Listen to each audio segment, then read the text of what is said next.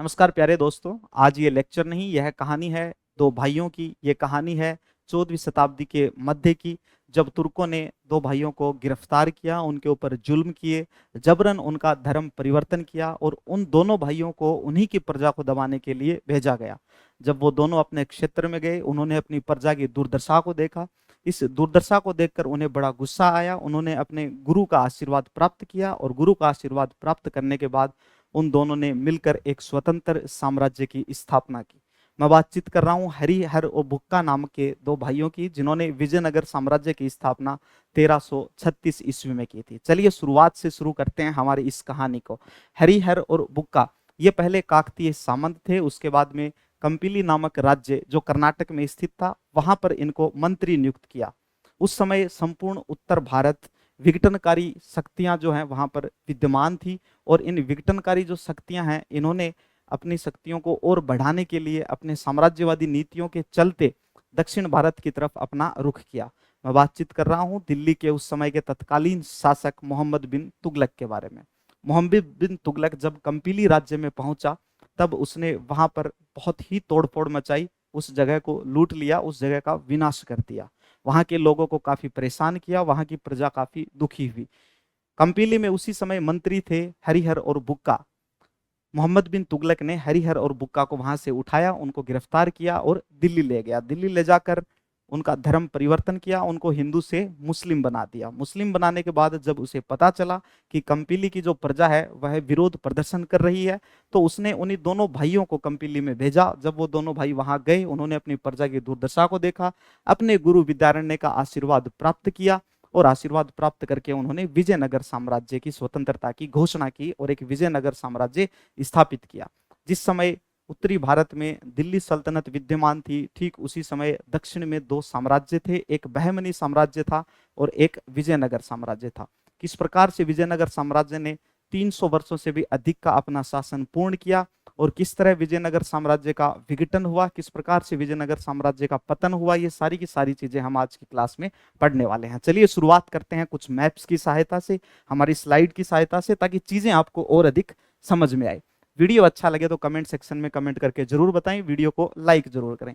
विजयनगर साम्राज्य और ये दक्षिण भारत का नक्शा, इसमें आप पर्पल कलर में जितना भी पोर्शन देख रहे हैं, ये सारा का सारा विजयनगर है, जो अंतिम दक्षिण बिंदु तक फैला हुआ है, यानी रामेश्वरम तक भी यह फैल चुका था।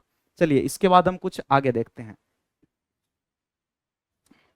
विजयनगर साम्राज्य दक्षिण भारत का एक बहुत ही प्रमुख साम्राज्य था, और ये 1336 यानी कि 14वीं शताब्दी के मध्य से लेकर और 17वीं शताब्दी के अंत तक इसने दक्षिण भारत में अपना शासन किया था।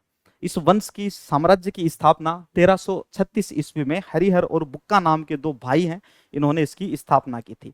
ये दोनों भाई वरांगल के पहले काकतीय सामंत थे, जो चीजें मैं आपको बता चुका हूं, और काकतीय सामंत थे। और जब वारंगल का पतन हो गया, तब कंपिली राज्य जो कर्नाटक में स्थित था, वहां पर इनको मंत्री का पद दिया गया।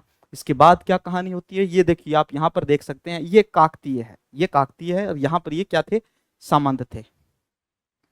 चलिए अब हम आगे देखते हैं।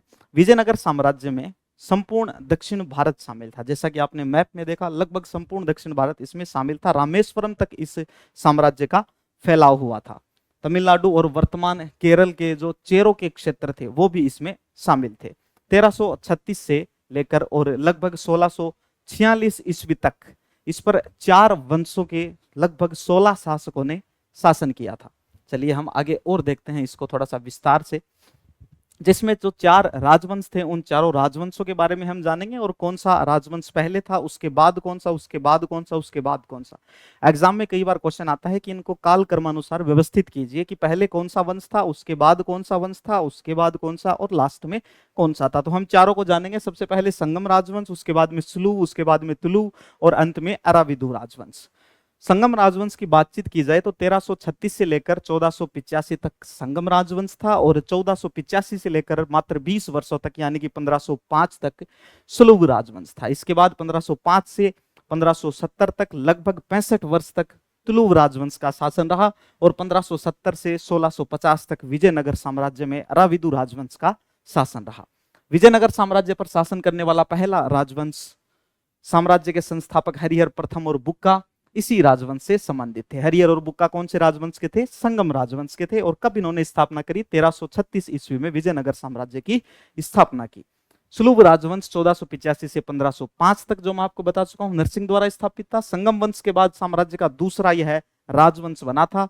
लगभग पूरे दक्षिण भारत तक का पर शासन का विस्तार करने वाला राजवंश था सुलभ राजवंश। तुलु राजवंश जो है ये सबसे प्रसिद्ध राजा वीर नरसिंह के द्वारा स्थापित, और कृष्ण देव राय, जिनके बारे में आपने काफी बार सुना भी होगा, उनके बारे में हम और भी आज जानेंगे, वो इसी राजवंश से संबंधित थे।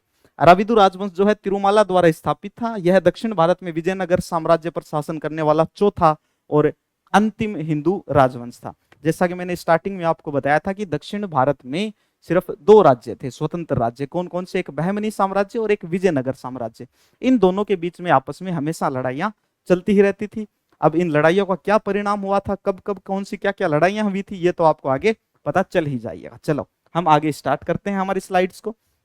इसके बाद हरिहर प्रथम, जिसे हक्का या वीरा हरिहर के नाम से भी जाना जाता है, उन्होंने पश्चिमी तट कर्नाटक पर, पश्चिमी तट जो कर्नाटक में, वहां पर एक किला बनवाया, बरकुरु में एक किला बनवाया था। उस किले की कुछ तस्वीरें जो है वो आपके सामने है, आप देख रहे होंगे। इसकी स्थिति फिलहाल बहुत टूटी फूटी है, और यहाँ पर आप कुछ पत्थर देख रहे होंगे। पत्थर नहीं, वर्तमान में आप जिनको खूंटे बोलते हैं, तो यहाँ पर हाथी और घोड़े जो हैं उनको बांध के रखा जाता था। ये सारे के सारे जो तस्वीरें हैं ये बरकुरु के किले की है।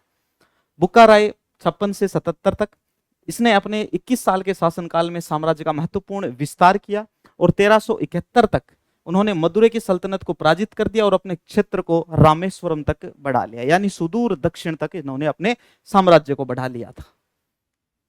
इसके बाद हम आगे देखते हैं। फिर देवराय प्रथम आते हैं 1406 से लेकर 1422 तक। एक कुशल शासक थे, एक योद्धा थे, जो तेलंगाना के बेलमास, गुलबर्गा के बहमनी सुल्तान, कोंडाविड्डू के रेड्डी और विजयनगर के पारंपरिक प्रतिद्वंदियों कलिंग के गजपति के साथ लगातार संघर्ष में शामिल था। अब बहमनी साम्राज्य और विजयनगर साम्राज्य के बीच में जब पहली लड़ाई हुई, तब बहमनी साम्राज्य जो है उसने रेड्डियों की सहायता प्राप्त की, और जब इन्होंने रेड्डियों की सहायता प्राप्त की तो उस समय विजयनगर साम्राज्य की हार हुई। रेड्डी साम्राज्य में जब प्रशासनिक सत्ता को लेकर उथल पुथल चल रही थी, उसी समय विजयनगर साम्राज्य ने इस चीज का फायदा उठाया, रेड्डियों को अपनी तरफ किया, और उसके बाद में बहमनी साम्राज्य पर इन्होंने आक्रमण किया, और बहमनी साम्राज्य को एक बुरी हार झेलनी पड़ी। ये आप मैप के अंदर देख सकते हैं, ये बहमनी है, यहाँ पर वारंगल है, ये जो क्षेत्र है ये रेड्डियों का क्षेत्र था। इसके बाद ये विजयनगर साम्राज्य आप देख रहे होंगे, कंप्लीट विजयनगर साम्राज्य है। इसके बाद हम आगे देखेंगे। उन्होंने 1420 में पांगल यानी बहमनी में फिरोज शाह को हराया था, और 1422 तक कृष्णा तुंगभद्रा दोआब तक के क्षेत्र पर इसने क्या कर लिया था? नियंत्रण कर लिया था। कृष्णा और तुंगभद्रा दोआब, ये तुंगभद्रा रिवर, यहाँ पर ये कृष्णा रिवर, तो ये दोआब का क्षेत्र है, यहां तक इन्होंने क्या कर लिया? अपना नियंत्रण स्थापित कर लिया था। ये विजयनगर एम्पायर है, ये रेड्डियों का क्षेत्र है, ये बहमनी एम्पायर है। ये अब आप अच्छे से समझ गए होंगे। चलिए सॉरी, आगे देखते हैं। अब बातचीत करते हैं। यहाँ पर कुछ बांध बनाए गए। उन्होंने अपने राज्य के लिए जल आपूर्ति सुनिश्चित करने के लिए तुंगभद्रा नदी पर एक बांध और हरिद्रा नदी पर एक और बांध का निर्माण करवाया। सेना का इन्होंने मॉडर्नाइजेशन किया, आधुनिकीकरण किया। उन्होंने घुड़सवार सेना में बहुत सारे सुधार किए। तुर्की तीरंदाज जो थे इनको अपनी सेना में नियुक्त किया। अरब और फारस से घोड़े जो हैं वो इन्होंने प्राप्त किए और उनको विजयनगर की सेना का एक हिस्सा बनाया। प्रशासनिक मामलों में उन्होंने धर्मनिरपेक्ष रवैया अपनाया। उनकी सेना में 10,000 मुसलमान थे। ऐसा करने वाले भी विजयनगर के पहले राजा थे। इन्होंने सिर्फ ऐसा नहीं किया कि मैं अपनी सेना में सिर्फ हिंदुओं को रखूंगा, नहीं, इन्होंने मुसलमान सैनिकों को भी बराबर भर्ती कर रखा था। विदेशियों का विवरण अगर देखें तो इतालवी यात्री निकोलो कॉन्टी जो हैं और रूसी व्यापारी निकितिन ने उनके शासनकाल के दौरान यात्रा की थी। ये दोनों के दोनों, आप निकितिन की एक पुस्तक है, नाम याद रखेंगे, voice to India. Voice to India के लेखक कौन है भाई? निकितिन। नेक्स्ट हम आगे देखते हैं। विजयनगर साम्राज्य पर शासन करने वाला दूसरा राजवंश जो था उसका नाम है स्लूव वंश। उत्तरी कर्नाटक के कल्याणी क्षेत्र से यह स्लूव वंश जो है ये उत्पन्न हुआ था।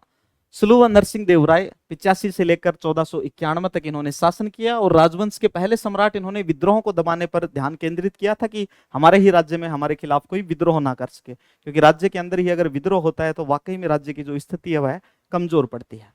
और गजपति साम्राज्य के विस्तार का इन्होंने क्या किया था? विरोध किया था। उड़ीसा का जो गजपति साम्राज्य था उसका इन्होंने कड़ा विरोध किया। उनकी मृत्यु के बाद इनके प्रधानमंत्री नरसा नायक ने नियंत्रण संभाला और 1503 तक प्रभावी ढंग से इन्होंने शासन किया। नरसा की मृत्यु के बाद उनके पुत्र वीर नरसिंह सिंहासन पर बैठे, जिससे तुलुव राजवंश की क्या हुई, फिर शुरुआत हुई। सबसे पहले संगम राजवंश, उसके बाद सुलुव राजवंश, और अब हम पढ़ेंगे तुलुव राजवंश के बारे में। इसमें हम कृष्णदेवराय के बारे में जानेंगे। विजयनगर के सबसे महान शासक कृष्णदेवराय 1509 से लेकर और 1529 तक इन्होंने शासन किया। इनको अभिनव भोज, आंध्र पितामह और आंध्र भोज के नाम से भी जाना जाता है। क्यों जाना जाता है? क्योंकि ये साहित्य और कला के महान संरक्षक थे, एक महान सेनापति, कुशल प्रशासक, और वैष्णव होने के बावजूद वे सभी धर्मों का हमेशा सम्मान करते थे। हालांकि वैष्णव धर्म को अधिक मानते थे, लेकिन सभी धर्मों का सम्मान रूप से ये सम्मान किया करते थे।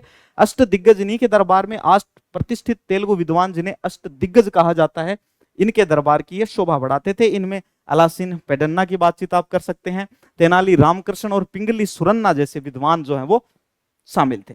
पुस्तकें इन्होंने अमुक्त मालयद तेलुगु भाषा में लिखी, जाम्बवती कल्याणम और उषा परिणम इन्होंने संस्कृत भाषा में स्वयं लिखी थी। मंदिरों का निर्माण अगर देखा जाए तो इन्होंने कुछ बेहतरीन पत्थर के मंदिर बनवाए, जैसे विजयनगर में प्रसिद्ध विठल स्वामी और हजारा रामा स्वामी का मंदिर।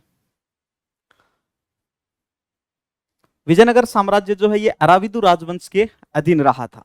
श्रीरंगा और वेंकट द्वितीय जो है वो इस राजवंश के सबसे प्रमुख शासक थे। विजयनगर साम्राज्य के अंतिम शासक जो है इनका नाम था श्रीरंगा तृतीय। 1642 से 1646 तक ये रहे थे। अब इसके बाद विजयनगर साम्राज्य का अराविदु वंश के बाद पतन होता। पतन कैसे हुआ? पतन हुआ निरंतर युद्ध, आंतरिक संघर्ष, उत्तराधिकार विवाद और कमजोर शासकों के कारण विजयनगर साम्राज्य जो है ये अपने पतन की ओर अग्रसर हुआ। फिर आता है 1565 का एक फेमस बैटल, और उसका नाम है तालीकोटा का युद्ध। इसका दूसरा नाम राक्षस तांगड़ी का युद्ध भी है। इसको राक्षस तांगड़ी के युद्ध के नाम से जाना जाता है। एक महत्वपूर्ण मोड़ ला दिया, और यद्यपि अराविदु राजवंश ने कुछ समय तक शासन किया, और फिर भी 1646 तक साम्राज्य का अंत हो गया। ये जो 1565 के अंदर तालीकोटा का युद्ध हुआ था, इसमें एक तरफ विजयनगर साम्राज्य था और दूसरी तरफ दक्कन की सल्तनत थी।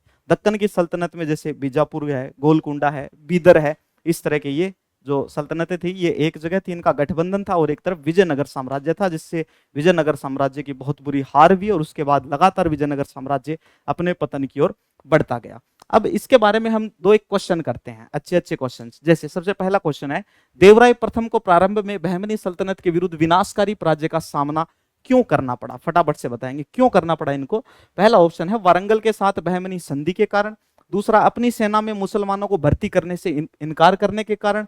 भाई अपनी सेना में तो इन्होंने 10,000 से भी अधिक मुसलमान सैनिक थे इनकी सेना के अंदर। उड़ीसा के गजपति शासकों द्वारा आक्रमण के कारण, तुंगभद्रा नदी पर बांध निर्माण में व्यस्त होने के कारण। इसमें सबसे उपयुक्त कारण है वारंगल के साथ बहमनी संधि के कारण। जैसा कि मैंने आपको बताया था कि बहमनी साम्राज्य जो है इन्होंने वारंगल की सहायता प्राप्त की, और इनकी सहायता से इन्होंने गठबंधन बनाया, और विजयनगर साम्राज्य को पहले हार का सामना करना पड़ा। उसके बाद विजयनगर साम्राज्य के शासकों ने रेड्डियों की सहायता प्रदान की, रेड्डियों से सपोर्ट लिया, और उसके बाद इन्होंने बहमनी साम्राज्य पर अटैक किया, और बहमनी साम्राज्य को हार का सामना करना पड़ा। तो सबसे राइट आंसर इसका ऑप्शन नंबर ए। इसके बाद हम आगे चलते हैं नेक्स्ट क्वेश्चन पे। नेक्स्ट क्वेश्चन देखेंगे, कृष्णदेवराय द्वारा रचित एक पुस्तक है अमुक्त माल्यद। ये ग्रंथ किस विषय पर है और किस भाषा में लिखा गया है? आप भाषा देखिए और विषय देखिए। अगर आपको भाषा भी पता, सिर्फ अगर आपको भाषा पता है इस ग्रंथ की, तो आपका क्वेश्चन सही हो सकता है, क्योंकि इनमें चारों ऑप्शनों में चारों की चारों अलग भाषाएं हैं, जैसे कन्नड़ है, तमिल है, संस्कृत है और तेलुगु है। तो जो अमुक्त माल्यद है यह कौन सी भाषा में लिखा गया था और किस विषय पर था? फटाफट से बताएंगे सारे बच्चे। तो अमुक्त माल्यद तेलुगु में राज व्यवस्था के ऊपर लिखा गया था। हालांकि इसमें विवाह संबंधी कहानियां भी दी गई हैं, लेकिन इसका मुख्य विषय जो है वो राज व्यवस्था को ही माना जाता है। विजयनगर साम्राज्य की राजनीतिक स्थिति, धार्मिक स्थिति, प्रशासनिक स्थिति, व्यापार, वाणिज्य, कला, स्थापत्य, इन सभी विषयों के ऊपर यह पुस्तक है जो लिखी गई है। कौन सी भाषा में है? ये तेलुगु भाषा में लिखी गई है। आप स्थापत्य का नाम देख के आप तमिल आंसर करेंगे तो गलत हो जाएगा। आप सैन्य रणनीति का नाम देख के कन्नड़ वाला आंसर करेंगे तो गलत हो जाएगा। बुक की भाषा कौन सी थी? तेलुगु थी। तेलुगु में इसकी रचना की स्वयं कृष्णदेवराय ने ही की थी, और पुस्तक का नाम था अमुक्त माल्यद। तो दोस्तों यहीं पर अपनी ये विजयनगर साम्राज्य की एक छोटी सी कहानी, एक प्यारी सी कहानी जो मैं आपको समझाना चाह रहा था, यहीं पर समाप्त होती है। आप अपने रिव्यूज कमेंट सेक्शन के माध्यम से हम तक जरूर पहुंचाएं, ताकि हमारा हौसला बढ़े और हम आपके लिए इसी प्रकार के और भी बहुत अच्छे अच्छे वीडियोज लेके आए। चैनल को सब्सक्राइब जरूर करें, वीडियो को लाइक जरूर करें और अपने दोस्तों के साथ इसे शेयर जरूर करें। Thank you very much.